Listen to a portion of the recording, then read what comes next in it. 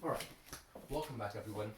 What we covered last time was Newton's first law, and what we're really going to be focusing on this time is the part of the first law that we talked about, which was the force. And remember, force is defined as a push or pull with the units of newtons.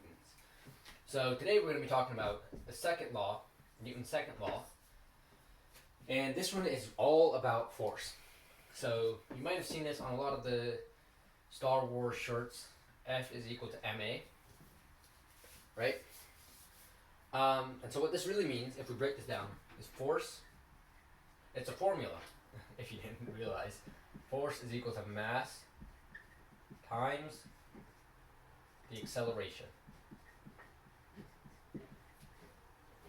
So force is really derived from the mass times acceleration, and as you can see, because of this equal sign, we know that whatever direction that acceleration is occurring in, that is going to be the same direction that this force is going to be occurring in. We'll get to that a little bit later. So what we really derive from this formula, besides obviously the computational effects of it, is that force is always going to be related to acceleration. They're always going to be going together. They're going to be hand in hand. So whenever you have an acceleration, if you say like an object is accelerating in the northwards direction, if that's the acceleration, what you can always derive from that in every scenario is that its force is going to be in the same direction. If an acceleration were to decrease by some amount, but it's still going that way, the acceleration is smaller now, your force is subsequently also going to be smaller.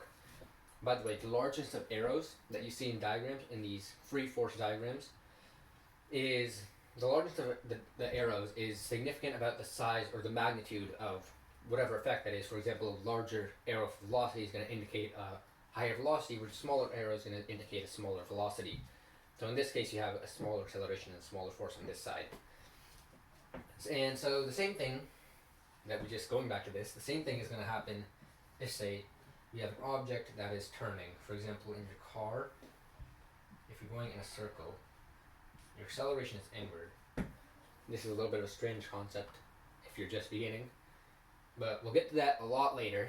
But just for now, just trust me in this. If you're turning in a circle, your acceleration is going to be pointing inward. Your force is going to be in the same direction. So no matter what the problem is, the force is always going to be in the same direction as the acceleration. That is a huge, huge, huge thing.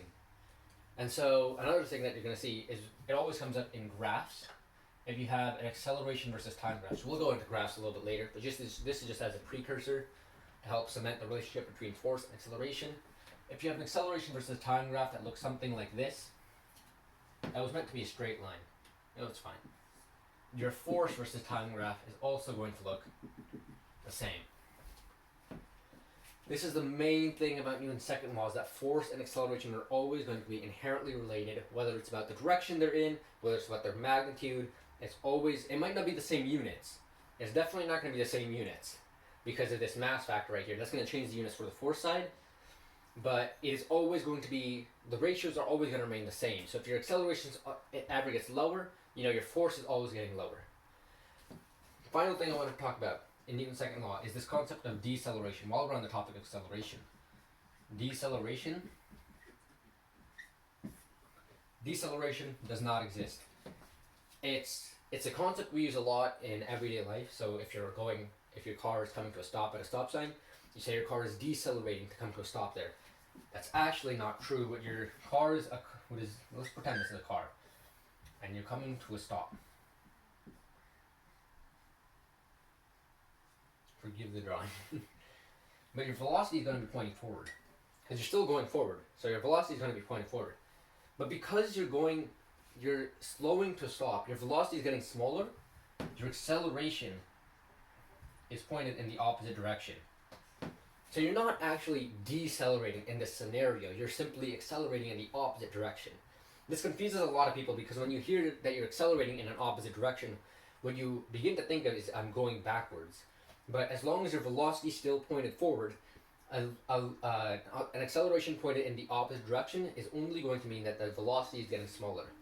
What this also means, if you remember this, because your acceleration is pointed in the backwards direction, your force is also going to be pointed in the backwards direction with the same magnitude arrow.